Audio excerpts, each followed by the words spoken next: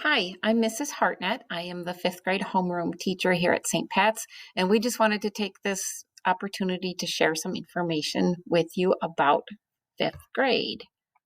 Your child is going to see a team of teachers this year. So I see them for homeroom and for science. Mrs. Laura will see them for math and social studies. Mrs. Sitlow is language arts and literature and religion. And then they see specialists. So a specialist each day. Ms. Pieper is art. Mr. D is PE and health. Mrs. Naughton is music. And Mrs. McGrady is Spanish. Some things that are not new this year, we have a lot of changes this year, but things that are not new. Anytime your child is absent, the office is going to require a written or a verbal excuse from a parent. It's not enough for your child to just come and say, I'm not going to be here Friday. We need something either in writing, an email, or a written note, or a phone call from you to the office excusing that absence.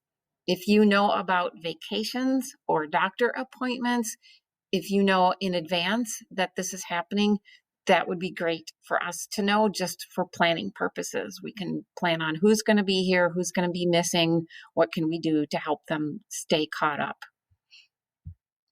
Lots of things are new this year. One thing is our arrival. When students first get here in the morning, I think we're all falling into this pretty well, this routine pretty well. But arrival, they're coming in the north doors. Mrs. Laura is there to let them in.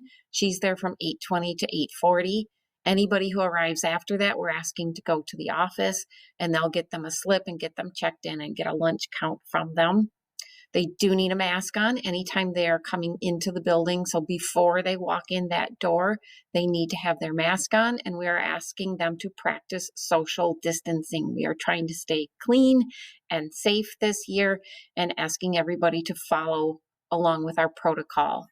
So along with that, we have class seating that is very similar in each classroom. About once a month, we'll switch this around a little bit, but for the most part, they are sitting next to or nearby the same person all day long in every class, including the lunchroom. So when they go down there, they're sitting next to the same people in the lunchroom as well. We're also cleaning in between classes. So every time a class leaves the room, we either wipe down or spray down the tables for them before the next class comes in. Same thing with the lunchroom. It's getting cleaned in between the lunch periods as well. Most of our paperwork is digital this year. So lots and lots of digital papers. And I know that's taking some getting used to, but I think we're doing a good job getting used to that too. Departure at the end of the day, same thing. They go out those north doors. If they're getting picked up or they walk home or ride a bike home, we ask that they cross the corner and go to the parking lot across the street. Or if they have a bike in the back, they can walk around the corner to the back that way. And then we just started these early release Wednesdays. So they are getting out 2 hours early on Wednesdays. And everybody seems to be enjoying that so far too. Okay, our technology, we have Chromebooks that we're using.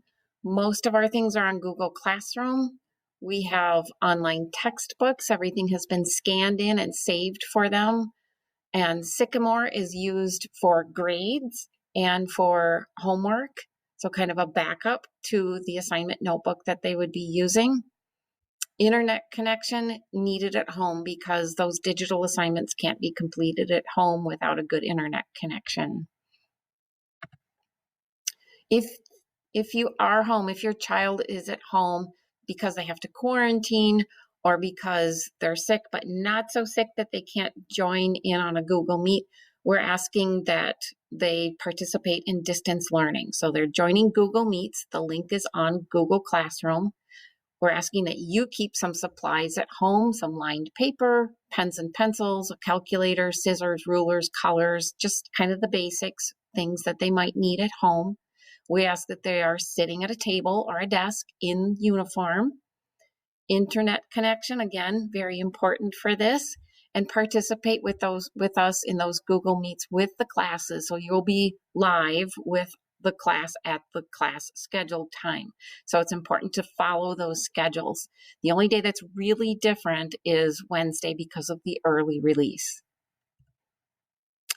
Okay, I teach fifth grade science. We have a consumable textbook. It is online. They've all been given a login for it, and that is in the front of their assignment notebook. They can find information for it there. We cover a variety of things. It's still general science this year. So we'll talk about animals and plants and how we classify them, cells, astronomy, energy and forces. We use an interactive notebook for notes. So sometimes I give them handouts or things to color and cut and paste into their notebook. We do this together in class, and then I will put copies of it online for them so they can see those notes when they're at home too. Again, the textbook is online, and I've been making Quizlet flashcards for them. So I've started this the beginning of a unit. I start the flashcards, and then I just add to it as we add vocabulary. Lots and lots of vocabulary in science, so they need to be studying and following along with that.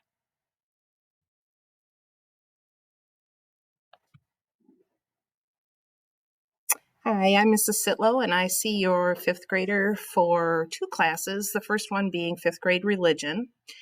In our classroom, we use the textbook Christ Our Life, and the focus is on the liturgy of the Mass. We also spend a great deal of time talking about Mary and the importance of her in our faith, and part of that importance is the prayer of the Rosary. For the gala, we do a class project that then ends up being put on the auction for the gala, and we'll just have to see what happens with that whole scene this year. Each classroom does a saint of the month, and centered around that, we do activities to help us get to know the saint better. And also within our classroom, we have a prayer corner, and I would say about twice a week, engage in spontaneous prayer, either at the beginning of class or at the end.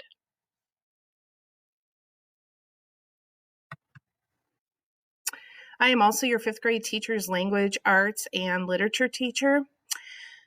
A big emphasis is put on spelling and spelling patterns. I know we have great technology that autocorrects for us, but I do believe in knowing the patterns of spelling and using them in daily writing. Handwriting is basically just a review, and we do specific assignments that are done in cursive so we don't lose the skills that are currently in place.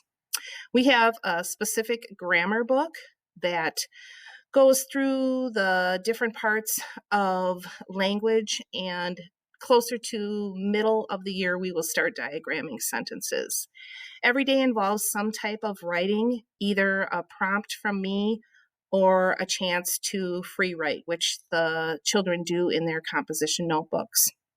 A part of our writing/grammar book is giving speeches, practicing communication skills. The kids have an opportunity to do this in front of the class, which I think really helps them become less afraid of speaking in front of a group, and everybody is very understanding if mistakes are made, and we're there to support each other. In reading, we do about 6 to 7 classroom novels that involve different skills, and our main focus is the comprehension piece and writing our answers so someone who may not have read the story is able to pick up the theme of the story also.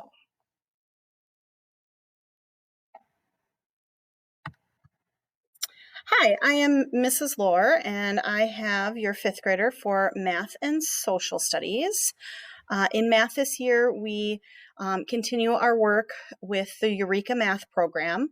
We work on a variety of skills, really honing in those multiplication and division skills, but then expanding them to larger numbers and decimals. And then we start really working on fractions as well. The last half to quarter of the year is spent on geometry skills, area volume, and then some early algebraic skills as well. We start our class with fluency practice quite often. Sometimes it's a sprint on facts, sometimes it's skills from previous lessons. Students keep all their information in a math journal. It is a yellow composition notebook that stays here at school as of right now. However, I have an online digital version of our math journal.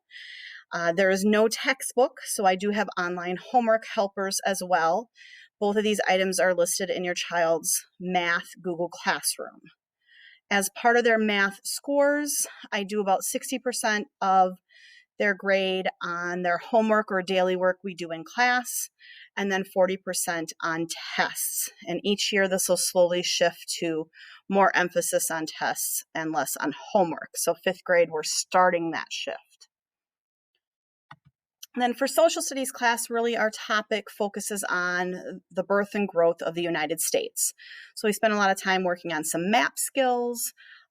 We do an activity almost every day in class called Daily Oral Geography, or we've shortened it to DOG. And so they have a kind of a geography trivia question each day that they can use their resources to find the answer. Maybe it's a review question we've talked about in class. And so they write it down. If they get it correct, we earn a letter and a dog breed name. And then sometimes we do a funny little prize at the end for completing our name. This year, we will also talk about our states and capitals. We will spend time in class practicing and studying these. They will be making some flashcards in class, and then we will have some online flashcards as well for them to practice at home. There will be short little tests that'll build each time throughout the year and eventually get to the all 50 states in one test. This doesn't usually start until sometime after Christmas. Scoring for social studies, 50% is on homework, 30% is on either tests or quizzes, and then 20% on projects. And projects are little activities that we often do in class. I don't know this year if we'll have a lot of projects going back and forth from home. Just a little bit about 5th grade homework. Students fill in their assignment notebooks at the end of the class. So at the end of math or social studies, science, language arts, religion, they would fill in their assignment notebook. And then this is also reviewed at the end of the day in their homeroom class, just refreshing, making sure they're checking that they've gotten everything written down. This is their first defense or first resource to look at to see what homework they have for the night. Google Classroom assignments. So if Google Classroom or maybe GC is written in their assignment notebook, that means that assignment is found in their Google Classroom. All assignments, whether it's Google Classroom or to study or review something, everything is listed in Sycamore. Students have access to their own Sycamore account. You can also see these items in your family account. Click on your student, click on the blue homework button, and it should display out what they have for the week. Also, our grade book is open on Sycamore so that both you and your child can view their grades and what work they have, whether it's missing or turned in. And then finally, snack. We have a very early lunch this year. Monday, Tuesday, Thursday, Friday, they eat at, I believe, 11 in the morning. And then on Wednesday, they eat at 10:30. So we are not doing a morning snack. We have kind of shifted that this year to an afternoon snack. When they have their homeroom time, if they want to have a snack to kind of tide them over until they get home, they are welcome to bring a single serve item. We recommend, a healthier choice, fresh fruit, veggies, a granola bar, a beef jerky stick, something quick. I know yogurt and cheese sticks are a little hard to keep cool by the end of the day, but those are other quick items that they could have just to kind of tide them over. We ask that there are no large boxes of snack, that it is a single served item, whether it's in a little container or a Ziploc baggie that's brought just for that day. We have had issues with little critters in the building, and we don't want to encourage that in their lockers. And then our final slide just lists our emails. And then obviously, if there's something that you need to get a hold of that's pertaining to a specific subject that we teach, please reach out to that specific teacher. However, if there's something general that would be helpful for all of us to know, we really ask that you at least email the 3 core teachers, Mrs. Hartnett, myself, Mrs. Lohr, and Mrs. Sitlow, just so that we're all aware of what's going on. Our school phone number is listed there, and then each of us have a separate extension in our room. Again, if you need to get a hold of us immediately, please go through the office. We've included the specialist teachers here as well, their emails, and then their extensions where if you needed to leave a message, you could. So hope this helps. If there's any questions that you have, please reach out to us. Thank you.